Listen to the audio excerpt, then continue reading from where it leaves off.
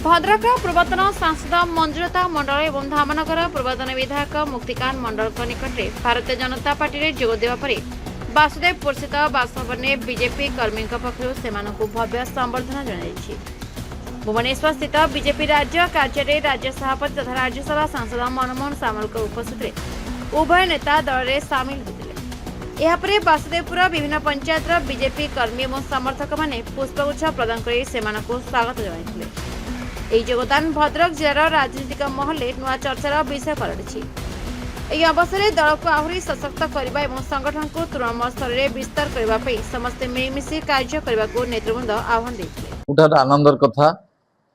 विशेषकर वासुदेवपुर कारण ये माटी मु जन्म राजनीतिक जीवन मुठू आरंभ करी सरपंच ठार आरंभ करी मान्यवर पूर्वतन सांसद श्रीमती मंजुलता मंडल पर्यंत जे आज भारतीय जनता पार्टी गत 30 तारीख दिन राज्य कार्यालय रे विधिवत भाव आम सामिल हो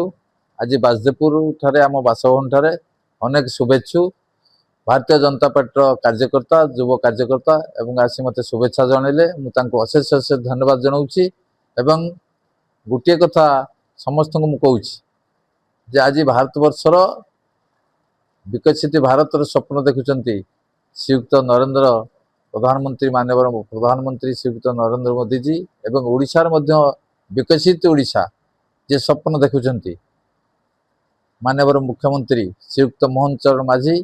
एवं ता सहित राज्यर सभापति श्रीयुक्त मनमोहन सामल जहाँ दृढ़ नेतृत्व रे आज भारतीय जनता पार्टी सरकार ओडिशा रे आज कार्य करुच्ची तेणु विशेषकर वासुदेवपुर जो माने बीजेपी कार्यकर्ता अच्छा ब्लॉक स्तर नेतृमंडल अच्छा निर्वाचन मंडल नेतृमंडल अच्छा समस्त को मुझे आह्वान करगामी दिन में वासुदेवपुर भारतीय जनता पार्टी संगठन केवल आहरी आगू जीव समस्ते मिलमिशि एवं समस्त सहयोग आम दल को मजबूत करवा भारतीय जनता पार्टी को मजबूत करवा। राज्य सभापति मनमोहन सामल गोटे कथा कहते कॉलेज जीवन परवर्ती पर्यायर जनता दल लोक दल संघर्ष करके